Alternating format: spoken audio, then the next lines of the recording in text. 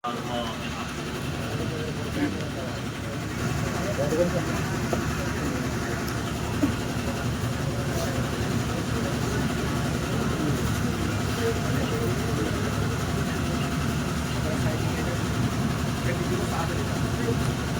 حول ولا قوة إلا بالله العلي العظيم. أعوذ بالله من الشيطان الرجيم. بسم الله الرحمن الرحيم. الحمد لله رب العالمين. الصلاة والسلام على أشرف الأنبياء والمرسلين وخاتم النبيين سيدنا ومولانا أبي القاسم محمد اللهم صل على محمد وآله الطيبين الطاهرين المعصومين المظلومين ولعنة الله على أعدائهم أجمعين. أما بعد فقد قال الله تعالى في القرآن الكريم. بسم الله الرحمن الرحيم. قل لا أسألكم عليه أجرا إلا المودة في القربى. صلوات.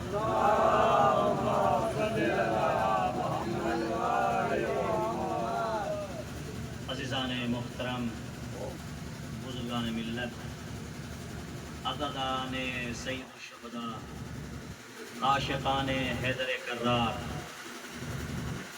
خداوند عالم اپنی محکم و مستحکم کتاب قرآن مجید میں ارشاد فرما رہا ہے، اے میرے رسول، تم ان لوگوں سے کہہ دو کہ میں اجر رسالت کے بدلے میں، اس کے عوض میں تم سے کچھ نہیں چاہتا مگر یہ کہ تم میرے آل سے محبت کرو، مودت کرو. تو دیکھیے،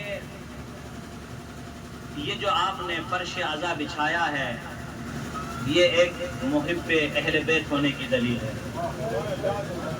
ورنہ یہ فرش عزا ہر کسی کی قسمت میں نہیں ہے. بے شک ظاہراً یہ فرش عزا زمین پر ہے مگر اس کا ذکر آسمان میں جاری ہے. بے شک اور محبت کوئی ایسی چیز نہیں ہے کہ وہ کسی سے زبردستی کرائی جائے، نہیں، بلکہ محبت ہو جاتی ہے. بے شک اور یہ اللہ کی طرف سے ایک نعمت ہے کہ کس سے محبت ہو جائے.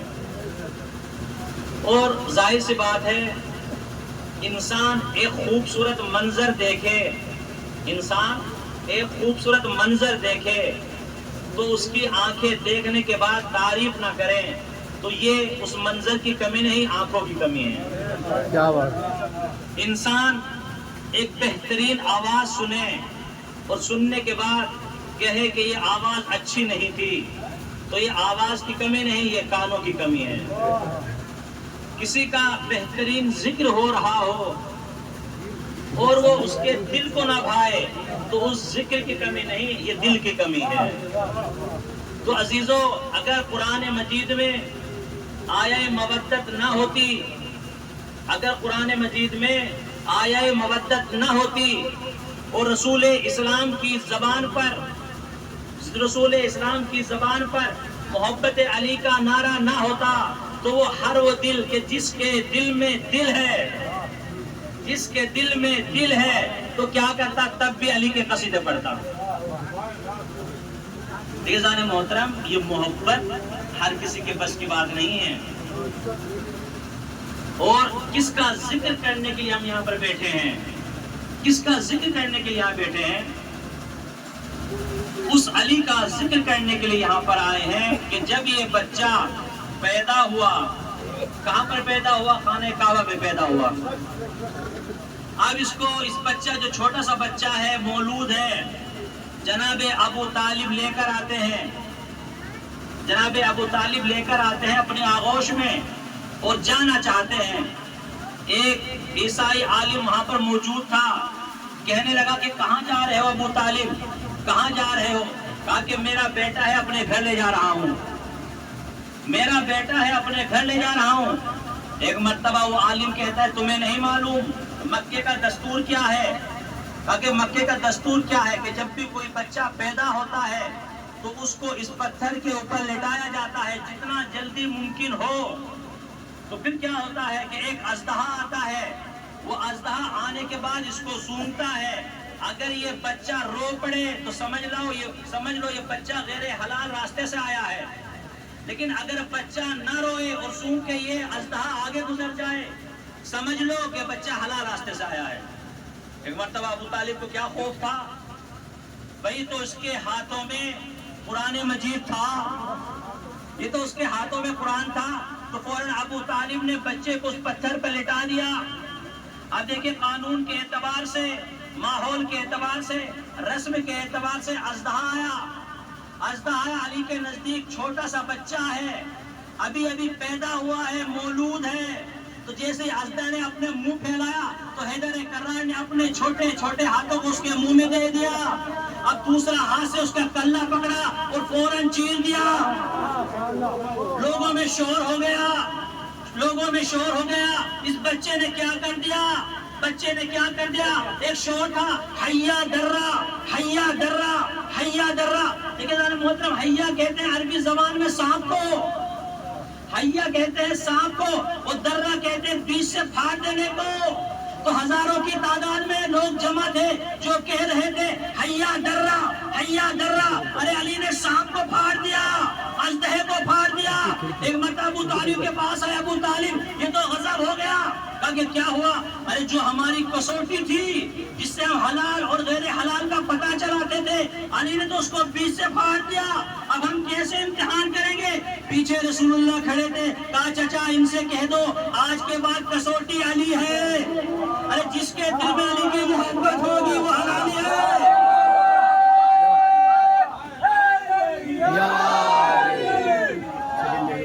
تو عزیزو، علی ذات کا نام ہے. جس کے دل میں علی کی محبت ہے وہ اپنی ماں کو دعا دے، کیونکہ ہر کسی کے دل میں یہ محبت جا ہی نہیں سکتی. تو عزیزو دیکھیے، ہارون رشید ہے، بادشاہ سب جانتے ہیں، چاہے اس کا ذکر کروں. بادشاہ وقت ہے، بہت بڑا بادشاہ ہے. تو اس کا گزر ہوا اپنی بیوی کے ساتھ. تو کیا دیکھا کہ ایک علی والا ہے، زمین پر بیٹھا ہے، جس کو لوگ دیوانہ کہتے ہیں. وہ کیا ہے؟ زمین پر بیٹھا ہوا ہے، جنگل میں بیٹھا ہوا ہے، اور بچوں کی طرح اپنے پیر پر رکھ کر جنت بنا رہا ہے. سمجھ گئے نا؟ یعنی مٹی سے کیا بنا رہا تھا؟ گھر. بادشاہ نے پوچھا کہ کیا بنا رہے ہو؟ کہا کہ جنت بنا رہا ہوں. کہا کہ کیا بیچو گے؟ کہا کہ ہاں بیچوں گا. ایک مرتبہ بادشاہ کہتا ہے کہ دیوانہ ہے، صلوات پڑھ دو محمد.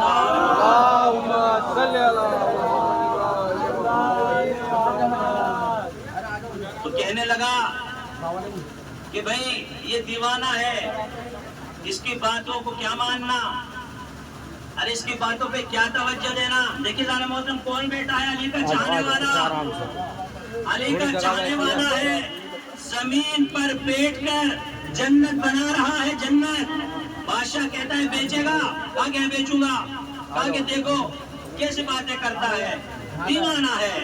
ایک مرتبہ اس کی زوجہ نے کہا ارے کیا رکھا ہے، 2 درہم کی بات ہی تو ہے، لاؤ خرید لیتی ہوں.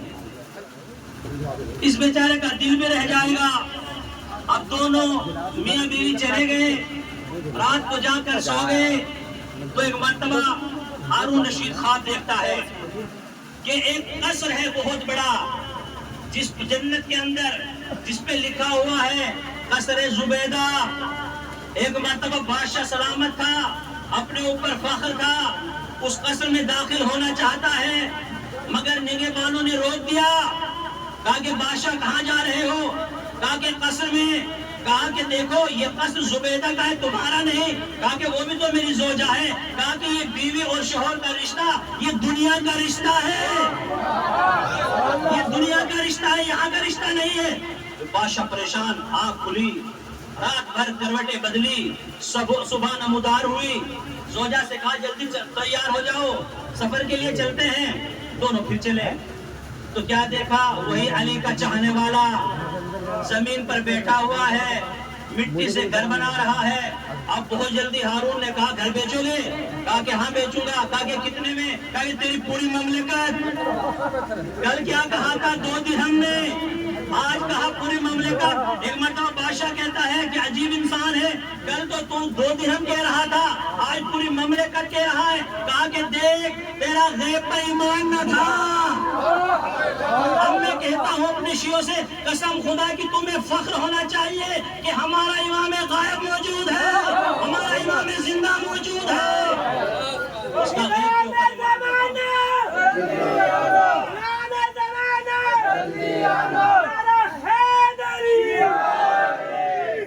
خزان محترم، یعنی ولی ہو گئے علی کہنے والے، ولی ہو گئے علی کہنے والے۔ کیسے کیسے تھے؟ یہی شوہر اور بیوی ہے، اپنے قصر کے اوپر کھڑے ہوئے ہیں۔ ایک مرتبہ رات کا سناٹا ہے، بادشاہ ہے، زوجہ ہے زبیدہ، تو کیا دیکھا؟ بادشاہ کہتا ہے کہ خداوند عالم نے اس چاند کو کتنا خوبصورت بنایا ہے۔ کیا کہا؟ اس چاند کو کتنا خوبصورت بنایا ہے اور یہ اشرف المخلوقات ہے۔ تو بیوی نے کہا کہ بادشاہ کیسے باتیں کر رہے ہو؟ ارے اشرف المخلوقات تو انسان ہے، یہ چاند نہیں۔ ابھی تمہیں کیا معلوم اس انسان کا کیا فائدہ، اس کے وجود کا کیا فائدہ؟ مگر یہ چاند ہے کہ پورے جہان میں روشنی دیتا ہے، دنیا اس سے استفادہ کرتی ہے، اس کا نور پھیلا ہوا ہے۔ دونوں میں بحث ہوئی، بحث اتنی گرم ہو گئی، بادشاہ غصے میں آیا۔ غصے میں آنے کے بعد کہا اگر تو نے ثابت نہ کیا کہ انسان اشرف المخلوقات ہے میں تجھے طلاق دے دوں گا۔ اب بادشاہ کی زبان سے نکلا ہوا لفظ تھا، مگر زوجہ کو چاہتا بہت تھا۔ اب کیا کروں؟ چونکہ قول دے دیا، شرط ہو گئی۔ کہا کہ کیا کیا جائے؟ علماء سے معلوم کیا جائے۔ تمام کے تمام علماء کو جمع کیا، تمام کے تمام علماء کو جمع کیا، مگر وہ علماء اہل بیت والے نہیں تھے۔ سب کو بلایا، آنے کے بعد کہا کہ یہ بتاؤ ہمارا جھگڑا ہو گیا، ہمارا قضیہ ہے، تم فیصلہ کرو، بتاؤ انسان افضل ہے یا چاند افضل ہے؟ تو بیچارے مولانا صاحب تو اس کو زیادہ پڑے ہوئے تھے، انہوں نے کہا کہ بھئی ظاہر سی بات ہے چاند افضل ہے۔ کہا کہ کیوں؟ کہا کہ بھئی کہنا ہمارے اعجاز بھائی کا وہ اوپر بھی ہے اور روشنی بھی بہت زیادہ دیتا ہے، پورا جہان اس کی روشنی سے استفادہ کرتا ہے، مگر انسان کا کیا فائدہ؟ اب پورا ہر جگہ پہ، ہر کوچوں میں، ہر گلیوں میں شور ہو رہا ہے۔ کہا کہ کیا ہوا؟ کہا کہ آج بادشاہ کی زوجہ کو طلاق ہونے والی ہے۔ توجہ چاہتا ہوں، کیا کہا؟ آج بادشاہ کی زوجہ کو طلاق ہونے والی ہے۔ ادھر سے علی کا چاہنے والا گزرا، علی کا چاہنے والا بہلول گزرا، جس کو لوگ دیوانہ کہتی تھی۔ ارے جس کا دیکھیے کیا کہا، ایک مرتبہ جہاں بہلول کہتے ہیں، کہا کہ جھگڑا کیا ہے؟ کہا کہ جھگڑا ایسے ایسے، پورا قضیہ دہرایا۔ تو جناب بہلول نے کہا کہ ایسا ہے، آج مغرب کی نماز میں پڑھاؤں گا، آج مغرب کی نماز میں پڑھاؤں گا۔ انہوں نے کہا کہ کیا مشکل ہے؟ بھئی نماز تو ہم پڑھتے ہیں، کسی کے پیچھے بھی پڑھ لیتے ہیں، آپ پڑھا دیجئے، کیا بات ہے، تم تو ویسے بھی علی والے ہو۔ ایک مرتبہ نماز شروع ہو گئی، جناب بہلول نے سورہ الحمد کے بعد سورہ والتین پڑھا، اور آپ نے اس آیت پہ آگے دیکھیے، عربی زبان میں جو چاند کے معنی ہے وہ قمر ہے، قمر، اسے قمر کہتے ہیں۔ تو جناب بہلول نے الحمد کے بعد سورہ پڑھنا شروع کیا، والتین والزیتون، تو اس میں جب اس آیت پر پہنچے لقد خلقنا الانسان فی احسن التقویم، تو آپ نے آیت کو بدل دیا۔ جناب بہلول نے، مومنین پیچھے کھڑے ہوئے ہیں، بہت مجمع ہے، تو کیا پڑھا؟ لقد خلقنا القمر فی احسن التقویم، ہم نے چاند کو سب سے افضل بنایا۔ توجہ نہیں کی آپ نے؟ بھئی قرآن کی آیت کیا تھی؟ لقد خلقنا الانسان، مگر جناب بہلول نے جان بوجھ کر آیت کو تبدیل کر دیا کہ ہم نے چاند کو سب سے افضل بنایا۔ پیچھے مومنین کھڑے تھے، کہا کہ بہلول تم تو نماز غلط پڑھا رہے ہو۔ کہا کہ کیا ہوا؟ ارے میں تو یہ کہہ رہا ہوں، لقد خلقنا القمر فی احسن التقویم، لوگ پیچھے سے لقمہ دے رہے ہیں۔ لقد خلقنا الانسان، ایک مرتبہ علی کا چاہنے والے نے منہ موڑ لیا، ارے جب تم خود ہی اپنی زبان سے کہہ رہے ہو تو پھر دیکھے بادشاہ سے کہہ دو کہ لقد خلقنا الانسان فی احسن التقویم، قرآن مجید میں ہے شاید متوجہ نہیں ہوئے. کہا کہ دیکھیے عربی زبان میں چاند کسے کہتے ہیں؟ قمر کو. تو جناب بہلول نے جان بوجھ کر قرآن مجید کی آیت کو تبدیل کر دیا, انسان کے بجائے وہاں پر قمر رکھ دیا. اب لوگ کہنے کہ دیکھو اس کو پتا بھی نہیں, غلط نماز پڑھا رہا ہے. ایک مرتبہ کہا جاؤ بادشاہ سے جا کر کہہ دو, ارے قرآن تو یہ کہہ رہا ہے کہ سب سے اشرف انسان ہے, چاند نہیں. ارے دیکھو جب علی کے گھر کا دیوانہ اتنا عقل مند ہے, اگر تمہارا مقابلہ خمینی سے ہو جاتا, سستانی سے ہو جاتا, کیا عالم ہوتا. اور اگر تم خود علی کو دیکھ لیتے تو پھر کیا ہوتا. دیکھیے علی کا گھرانہ بہت عجیب گھرانہ ہے. یہاں اس در کا, اس فرش اعضا کا بچہ بچہ بھی علم رکھتا ہے. خود امام نے فرمایا نحن علماء و شیعتنا متعلمون, عالم ہم ہیں اور ہمارے شیعہ طالب علم ہیں. دیکھیے علی اور اولاد علی کیسے اپنے چاہنے والے کو بچاتے ہیں. اسی ہارون رشید کا واقعہ ہے. کیا واقعہ ہے کہ انسان تھے, وزیر اعظم تھے بادشاہ کے, ان کا نام تھا علی بن یقطین. کیا نام تھا؟ علی بن یقطین. یہ وزیر اعظم تھے, مولا کی خدمت میں آئے کہ مولا کیا میں ہارون کا وزیر اعظم بن جاؤں؟ دیکھیں چھوٹا موٹا کوئی عہدہ نہیں ہے جان محترم, ہمیں کسی گاؤں کا اگر پردھان بنا دیا جائے ہم کتنے خوش ہو جاتے ہیں, مگر یہ کون ہے؟ وزیر اعظم. کہا کہ مولا مجھے بادشاہ وزیر اعظم بنانا چاہتا ہے, کیا میں بن جاؤں؟ کہا کہ دیکھو اگر تم اپنے شیعہ بھائیوں کے کام آ سکو تو وزیر اعظم بن جاؤ, ورنہ تمہارے اوپر اس کرسی کا سنبھالنا حرام ہے. کہا کہ مولا مجھے قبول ہے, مولا مجھے قبول ہے. تو اب وزیر اعظم بن گیا, پورا ملک اس کے کنٹرول میں. اب بادشاہ سلامت اس کے پاس ہدیے بھجوایا کرتے تھے, پیسہ دیتے تھے, قیمتی قیمتی درہم و دینار, لباس, سب کچھ دیتے تھے. یہ لیتا تھا اپنے امام کی خدمت میں بھیج دیا کرتا تھا. جب یہ سب کچھ بھیجتا تھا تو اس نے ایک اپنا بہترین لباس بھیجا. وہ لباس بھیجا کہ جو صرف وزیر اعظم پہنا کرتے تھے. تو مولا نے تمام کے تمام ہدیوں کو لے لیا مگر یہ لباس واپس کرا دیا. تو ایک مرتبہ سوچا میرے مولا نے کیوں واپس کرا دیا؟ تو مولا نے کہا علی بن یقین ایک دن وہ آئے گا یہ لباس تمہارے کام آئے گا. اب دیکھیے جان محترم, دربار میں جاسوس تھے. لوگوں نے کہا کہ بادشاہ علی بن یقین شیعہ ہے. کہا کہ کیسے معلوم؟ کہا کہ جتنے میں اس کو آپ نے پیسہ دیا, درہم و دینار دیے, لباس دیے, سب کچھ نے امام کی خدمت میں بھیج دیا. ایک مرتبہ بادشاہ کو غصہ آیا, علی بن یقین کو بلاؤ, وزیر اعظم کو بلاؤ. وزیر اعظم آ گیا. کہا کہ وہ لباس لے کر آؤ جو میں نے تم کو دیا تھا. توجہ چاہتا ہوں. تو ایک مرتبہ وزیر اعظم نے کہا اے غلام کو حکم جاؤ فلاں صندوق میں جاؤ, فلاں صندوق میں جاؤ, وہاں سے لباس لے کر آ جاؤ. تو امام نے پہلے ہی خبر دے دی تھی علی بن یقین تم پر برا وقت آنے والا ہے, اس لباس کو اپنے پاس رکھو. تو علی وہ ہوتے ہیں, اہل بیت کا گھرانہ وہ ہوتا ہے جو اپنے چاہنے والوں کو ہر حال میں محفوظ رکھتا ہے. اب زمانہ گزرتا گیا. ایک مرتبہ علی بن یقین نے پھر مولا کو خط لکھا, حضور یہ بتاؤ میں وضو کیسے کروں؟ تو آپ نے بتا دیا کہ وضو ایسے کرو جیسے اہل سنت حضرات کرتے ہیں. کہا کہ ٹھیک ہے.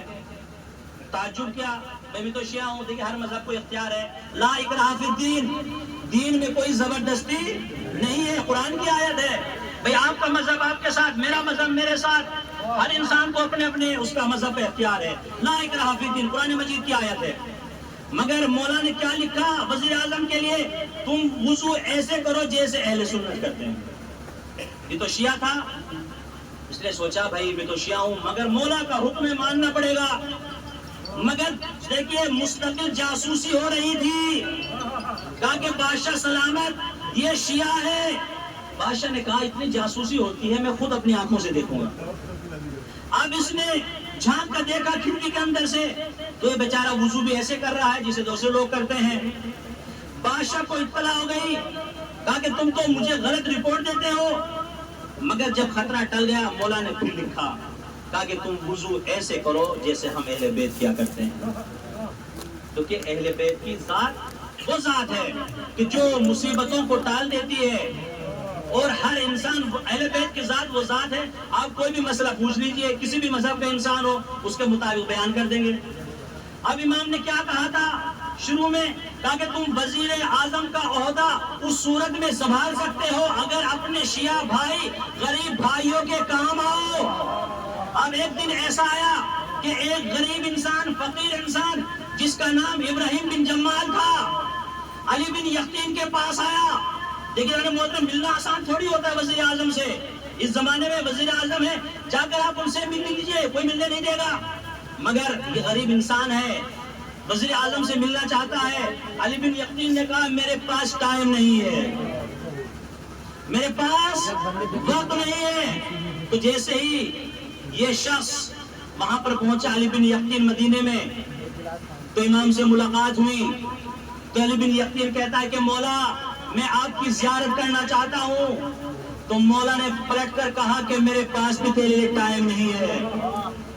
تو گھبرا گیا کہ مولا مجھ سے کیا غلطی ہو گئی، میں تو آپ کا چاہنے والا ہوں، آپ کا عاشق ہوں، آپ سے محبت کرتا ہوں مولا۔ تو یہ مرتبہ مولا فرماتے ہیں میرا ایک غریب بھائی تیرے پاس آیا تھا، تو نے اس کو یہ کہہ کر روانہ کر دیا میرے پاس وقت نہیں ہے۔ اگر تیرے پاس غریب لوگوں کے لیے وقت نہیں ہے تو تجھ جیسے مالدار کے لیے میرے پاس بھی وقت نہیں ہے۔ تو ایک مرتبہ یہ فوراً پیروں میں گر گیا، میرے مولا مجھے معاف کر دو، میرے مولا مجھے معاف کر دو، مجھ سے غلطی ہو گئی۔ کہا کہ ٹھیک ہے میں معاف کر دیتا ہوں، لیکن پہلے اس سے جا کر معافی مانگو۔ کہا کہ مولا میں مدینے میں ہوں اور وہ غریب انسان ابراہیم بن جمال وہ کوفے میں ہے، مدینے اور کوفے کا فاصلہ دیکھ لیجئے، کئی سو کلومیٹر کا فاصلہ، مولا میں کیسے جا سکتا ہوں، میں اتنی دیر آپ کی ناراضگی برداشت نہیں کر سکتا۔ مولا نے کہا اس کا انتظام ہم کیے دیتے ہیں، جاؤ جنت البقیع میں جاؤ، وہاں پر ایک اونٹ بندھا ہوا ہے، اس کے اوپر سوار ہو جاؤ، چشم زدن میں ایک لہجے میں ادھر سے ادھر پہنچ جاؤں گے، مدینے سے کوفہ پہنچ جاؤں گے۔ ایسا ہی ہوا، 1 منٹ میں وہاں سے وہاں پہنچ گئے۔ دق الباب کیا کس نے؟ غریب انسان نے، گھر پہ پہنچ گیا۔ دق الباب کیا کس نے؟ بادشاہ نے، بادشاہ کے وزیر نے۔ کس کے؟ علی بن یقین نے ابراہیم جمال کو، غریب انسان کو کہا کہ کون؟ کہ میں ہوں وزیر اعظم علی بن یقین۔ دیکھیے ایک غریب انسان کے دروازے پر کھڑا ہے، کون؟ وزیر اعظم۔ ایک مرتبہ وہ کہتا ہے غریب انسان ابراہیم بن جمال، کہا کہ وزیر میرے پاس بھی تیرے لیے ٹائم نہیں ہے۔ ہم جیسا انسان ہوتا خوش ہو جاتا، ہمارے دروازے پر وزیر اعظم آ گیا، مگر اس علی کے چاہنے والے نے کہا میرے پاس تیرے لیے وقت نہیں ہے۔ ایک مرتبہ کہا تجھے اس امام کا واسطہ، جلدی باہر آ جا، ارے تیری بنا پر میرا امام مجھ سے ناراض ہے۔ جیسے ہی ابراہیم بن جمال باہر آیا، فوراً وزیر اعظم پیروں میں گر گیا، مجھ کو معاف کر دے۔ کہا کہ میں نے معاف کر دیا۔ کہا کہ ایسے نہیں، ارے اپنا پیر میرے رخسار پہ رکھ دے تاکہ میں جا کر اپنے مولا کو دکھا دوں کہ مولا یہ سند ہے، مجھ کو تیرے چاہنے والے نے معاف کر دیا ہے۔ خدا نے محترم یہ ہوتے ہیں چاہنے والے۔ لیکن آج کل کا زمانہ کیسا ہے؟ اگر ہمارے پاس تھوڑی طاقت آ جائے، ہمارے پاس تھوڑا پیسہ آ جائے، تو ہم سامنے والے کو انسان ہی نہیں سمجھتے۔ حالانکہ امیر المومنین علیہ السلام فرماتے ہیں لیس الجمال باسواب، خوبصورتی کپڑوں کے ذریعے سے نہیں ہے۔ امام فرماتے ہیں خوبصورتی کپڑوں کے ذریعے سے نہیں ہے، بلکہ خوبصورتی کس چیز کے ذریعے سے ہے؟ علم کے ذریعے سے ہے، حسب کے ذریعے سے ہے، نسب کے ذریعے سے ہے۔ پھر امام نے فرمایا لیس الیتیم الذی قد مات والدہ، یتیم وہ نہیں ہے کہ جس کے ماں باپ مر جائیں، ارے یتیم وہ ہے جس کے پاس نہ علم ہو نہ ادب ہو، جس کے پاس کچھ نہ ہو، وہ یتیم ہے۔ تو میرے عزیزو، ہمیں فخر کرنا چاہیے کہ ہم اہل بیت کے چاہنے والے ہیں، ہم محبان اہل بیت ہیں۔ اور میں واقعاً آپ لوگوں کو تہہ دل سے تبریک بھی عرض کرتا ہوں، حالانکہ یہ مصیبت کے دن ہیں۔ کیوں؟ کیونکہ حسین کسی کا احسان نہیں رکھتے۔ اگر تم نے یہاں پر حسین کے بچوں کے لیے فرش اعلیٰ بچھایا ہے تو یقین کیجئے وہ حشر کا میدان جہاں پر ہر انسان کو اپنی اپنی پڑی ہوئی ہوگی، جہاں پر بھائی بھائی کا نہیں ہوگا، بیٹا باپ کا نہیں ہوگا، کوئی کسی کا نہیں ہوگا، ہر انسان گھرا ہوا ہوگا، مصیبت کے عالم میں ہوگا، تو اس وقت حسین ہمارے ہاتھ کو پکڑ لیں گے اور حسین ہماری مشکلات کو آسان کر دیں گے۔ وہ جناب زہرا نے کہا کہ بابا میں اس وقت تک جنت میں نہیں جاؤں گی جب تک میرے شیعہ جنت میں نہ چلے جائیں، اس وقت تک جنت میں نہیں جاؤں گی جب تک میرے حسین پر آنسو بہانے والے جنت میں نہ۔ قسم خدا کے لیے ہمارے لیے شرف ہے، شرف ہے۔ دیکھیں جانے محترم، آپ یہ مت سمجھیے کہ حسین ابن علی شیعوں کی میراث ایسا نہیں ہے، بلکہ حسین انسانیت کی میراث ہے۔ اگر آج اس زمانے میں ماں مائیں ہیں، بہنیں بہنیں ہیں، آج جو ماؤں کی عزت ہو رہی ہے، بہنوں کو بہنیں سمجھ رہا ہے، لوگ سمجھ رہے ہیں، تو یہ صرف حسین ابن علی کا نام ہے۔ کیوں؟ ورنہ یزید وہ انسان تھا کہ جس نے ماں اور بہنوں کے درمیان فرق مٹا دیا تھا۔ کوئی ماں نہیں، کوئی بیٹی نہیں، کوئی بیٹا نہیں، کوئی فرق نہیں تھا، نہ کوئی حلال محمدی حرام ہو رہا تھا اور حرام محمدی حلال ہو رہا تھا۔ ایسے اسنا میں حسین ابن علی نے قیام فرمایا تھا، کہا کہ میں قتل ہو جاؤں گا لیکن اپنے نانا کے دین کو مٹنے نہیں دوں گا، میں شہید ہو جاؤں گا اپنے نانا کے دین کو میں پامال ہوتے نہیں دیکھ سکتا، میں مارا جاؤں گا، علی اکبر میرا وہ بیٹا کربلا کی زمین پر ایڑیاں رگڑے گا لیکن میں اسلام کو ایڑیے رگڑتا ہوا نہیں دیکھ سکتا۔ اسی پرچم کو لے کر، اسی ہدف کو لے کر حسین ابن علی مدینے سے کربلا میں آئے تھے۔ جب رات کا سناٹا تھا، شب عاشور تھی، تو جناب ام فروا اپنے بچوں کو لیے ہوئے بیٹھی ہے، ہر بیوییں اپنے بچوں کو لیے ہوئی ہیں۔ کوئی کہہ رہا تھا کہ کل حسین کے اوپر مصیبت ہے، اپنی جان کو قربان کرنا ہے۔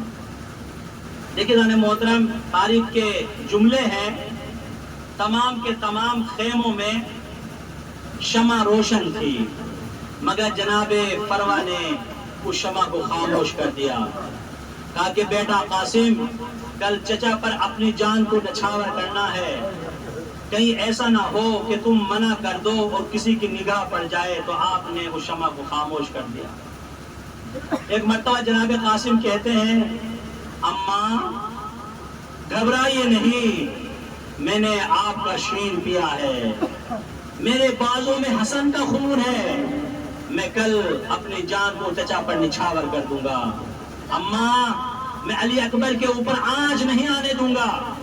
عزادارو، یہ بچہ 13 سال کا بچہ ہے، 13 سال کا سن کیا ہوتا ہے آپ مجھ سے بہتر سمجھتے ہیں، صاحب اولاد ہے، ایک بچہ ہے 13 سال کا بچہ مقتل میں جاتا ہے، مگر وہاں پر ایک بہت بڑا بہادر انسان جس کا نام ارزق ہے، اس کو کہا جاتا ہے کہ تم جاؤ حسن ابن علی کے بیٹے کو قتل کر دو۔ اس نے کہا میری توہین ہے کہ میں ایک چھوٹے سے بچے کے مقابلے میں جاؤں، مگر اس نے سب سے پہلے اپنے چھوٹے بیٹے کو بھیجا، مگر اس علی کے پوتے نے پہلی بار میں اس کو واسطے جہنم کر دیا۔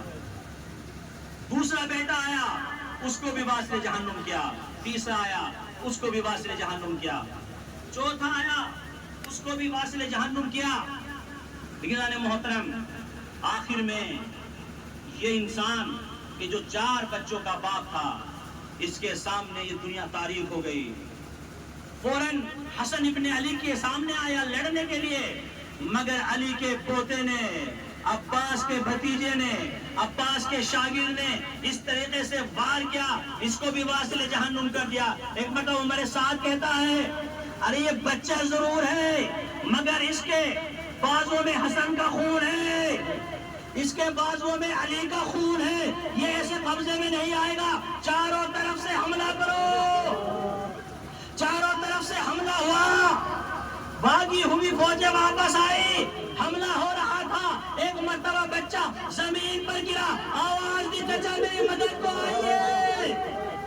عزاداروں، تمام کا تمام لشکر ہے جو بچوں کے طرف کھڑا ہوا ہے، ہاتھوں میں تلوار ہے، نیزے ہیں۔ ایک مرتبہ حسین ابن علی بڑھے، اے لعینو، تم نے میرے اونو محمد کو مار ڈالا، ارے یہ میرا بھیا کا نشانی ہے۔ ایک مرتبہ حسین نے کہہ کر حملہ کیا تو ادھر کے فوجی ادھر ہو گئے، ادھر کے فوجی ادھر ہو گئے۔ قاسم کا لاڈلا گھوڑوں کی ٹانگوں کے نیچے، جب بھی گھوڑوں کی ٹانگیں سینے پر پڑتی تھی، ہائے چچا کہتے تھے۔ آزاداروں، ایک مرتبہ جناب علی اکبر امام حسین آئے، کہا کہ بیٹا قاسم مجھ کو معاف کر دینا۔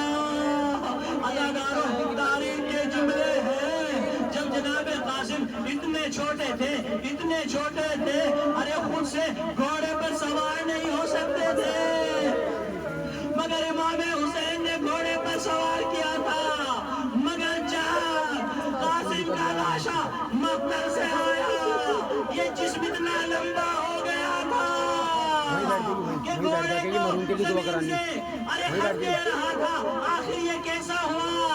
مقتل کے جملے ہیں، علی قاسم کا جیس، حسن کے بیٹے کا جیس، ارے تمام کا تمام چھلنی ہو گیا تھا، خون کے ٹکڑے اور گوشت کے ٹکڑے ہوا میں پرواز کرنے لگے تھے، جسم اتنا لمبا ہو گیا تھا، گھوڑوں کی پامال کرنے سے۔ عزاداروں، جناب قاسم کی لاش کو جیسے خیمے میں لایا گیا، بیویوں میں بحران برپا ہو گیا، ہائے قاسم بھی مارا گیا، اب کوئی نہیں بچا۔ فروا نے شکر خدا کیا، پروردگارا تو نے میری قربانی کو قبول کر لیا۔